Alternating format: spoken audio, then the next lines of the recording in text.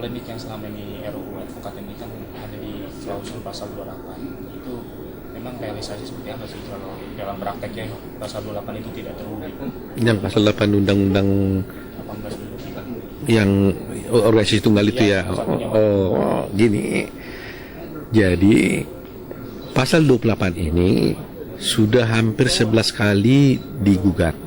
Diajukan judicial review oleh semua orang, oleh berapa orang lah. Hasilnya semua itu ditolak.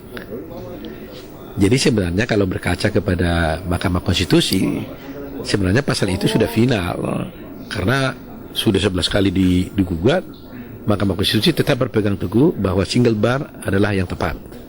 Kan begitu. Nah, jadi prinsipnya sebenarnya ada yang mengatakan multibar. Multibar itu maksudnya adalah banyak organisasi boleh mempunyai kewenangan untuk melaksanakan undang-undang. Kalau single bar itu adalah ada satu-satunya organisasi yang melaksanakan kewenangan organisasi advokat. Single bar tidak berarti bahwa organisasi advokat yang lain tidak bisa berdiri, karena itu menyangkut kebebasan berserikat kan. Semua orang boleh membuat organisasi advokat, tetapi yang menyelenggarakan kewenangan organisasi itu, menjalankan undang-undang itu hanya satu, yaitu itu namanya organisasi yang single tadi. Nah pertanyaannya adalah kenapa sih harus satu? Kenapa nggak boleh banyak? Kan begitu. Semuanya ini hanyalah untuk kepentingan para pencari keadilan masyarakat nih. Coba bayangkan kalau semua orang boleh mengangkat advokat, membuat ujian advokat, pasti mutunya kan pasti rendah.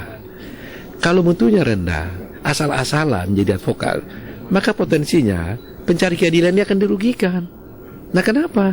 Kalau advokatnya nggak pintar, yang rugi siapa? Pencari keadilan.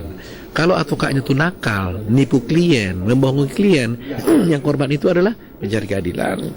Kalau advokat nipu klien, kalau itu satu organisasi bisa langsung dihukum oleh Dewan Kehormatan Advokat. Kalau banyak dihukum di sini pindah ke sana, dihukum di sini pindah ke sana. Nah, kalau akhirnya advokat itu kebal nggak bisa dihukum, yang korban adalah pencari keadilan. Jadi inilah yang sebenarnya menjadi concern dari Peradi. Kenapa Peradi berjuang terus supaya single bar? Bukan untuk kepentingan Peradi, tapi ini kepentingan para pencari keadilan. Kami tidak mau rakyat itu ditindas. Kami tidak mau rakyat itu menjadi teraniaya, tidak bisa dibela gitu. Jadi seberapa jauh Peradi ingin memperjuangkan itu revisi Undang-Undang 18 itu? Kita justru tidak ingin undang-undang itu direvisi sementara ini, ya kan? Karena kita menganggap sementara ini udah cukup, ya kan? Kalau soal sempurna semuanya selalu tidak ada yang sempurna kan? Pasti ada kekurangan. Tetapi sampai sekarang ini Peradi dengan anggota 35.000 advokat itu merasa enjoy saja dengan undang-undang ini. Kenapa hanya dengan 3 orang pengusul dari hanya beberapa orang pengusul dari DPR bisa menjadikan adanya perubahan undang-undang. Nah, satu lagi yang paling luar biasa parahnya di rancangan undang-undang ini adalah mengenai adanya Dewan Advokat Nasional. Di dalam RUU yang ada sekarang disebutkan akan dibentuk Dewan Advokat Nasional yang anggotanya diusulkan Presiden, dipilih oleh DPR, dan digaji negara. Kalau ini terjadi, maka advokat itu berada di bawah kaki pemerintah, di bawah kendali pemerintah. Nah, kalau advokat itu di bawah kendali pemerintah, berarti dia tidak independen.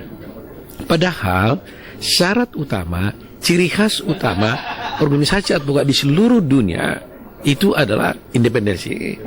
Kenapa harus independen? Karena kalau dia tidak independen, maka advokat itu tidak bisa membela rakyat dengan baik. Coba lihat, ini ada hakim, ada jaksa, jaksanya pemerintah. Nah kalau advokatnya nanti juga pemerintah, di bawah pemerintah, yang korban siapa? Ya tentu pencari keadilan rakyat. Nah itulah yang kami tentang. Jadi persoalan sekarang rancangan undang-undang advokat ini bukan persoalan Peradi, bukan persoalan hanya advokat, tapi persoalan rakyat. Nah ini pencari keadilan ini yang kita bela. Nah itu sebabnya saya kecewa dengan para senior-senior advokat yang dulu berjuang bersama-sama kami sepakat supaya pemerintah itu supaya advokat itu di bawah pemerintah. Tapi sekarang mereka berubah pikiran. Dulu mereka sepakat harus single bar. Sekarang katanya nggak single bar. Hanya karena ada perpecahan di organisasi. Kalau ada sedikit perbedaan pendapat di organisasi, pikiran saya, kita yang harus diselesaikan. Kalau saya ada yang salah, saya yang harus memperbaiki diri. Kalau dia yang salah, dia memperbaiki diri. Kalau dua-duanya salah, kita perbaiki sama-sama. Jangan organisasinya yang bermasalah, undang-undang yang diobok-obok gitu. Kasihan rakyat gitu. Itu poinnya. Semangat Dewan Advokat Nasional ini kan untuk menengahi semua itu. Bukan menengahi. Itu justru menghancurkan pencari keadilan. Karena tidak ada organisasi advokat di dunia ini yang dibentuk oleh pemerintah. Ciri khas daripada organisasi advokat adalah dibentuk oleh advokat dan untuk advokat. Gitu. Nggak ada ya itu. Dan itu pejuang-pejuangnya itu adalah semua mereka. Anan Boeing berjuang untuk itu dulu, Tuan Mulya Lubis berjuang untuk dulu, OCK Ligis itu berjuang seperti dulu. Kok sekarang mereka berubah? Ada apa? Kenapa jadi berubah perjuangannya itu? Hanya karena ada perbedaan pendapat mengenai suatu soal di dalam ujian advokat. Ini kan munculnya kan hanya persoalan simpel sebenarnya, tapi prinsip. Mereka menginginkan kami luluskan semua orang advokat itu. Nggak usah ujian-ujian dia berkatakan. Mereka menganggap advokat itu pekerjaan. Jadi dia bilang, ya udahlah, kasihan mereka, susah praktek, ya kan? Nah, toh nggak digaji oleh Peradi, nggak digaji pemerintah, biarin aja. Biar nanti di lapangan nanti mereka bertarung. Nah, kita tidak menganggap seperti itu. Advokat itu profesi, bukan pekerjaan. Ya kan? Sama dengan dokter. Kalau advokatnya nanti nggak becus, yang korban rakyat gitu loh. Nah, jadi oleh karena itu kami mempunyai kewajiban tanggung jawab untuk meningkatkan kualitas advokat agar kalau advokatnya bagus, rakyatnya baik gitu. Itu banyak. Harapan Peradi terhadap DPR dan pemerintah karena ini masih berkembang polemik. Saya hanya meminta kalau toh harus ada perubahan undang-undang ini, mari cermatilah baik-baik. Pemerintah baca baik-baik undang-undang itu. Jangan tergesa-gesa.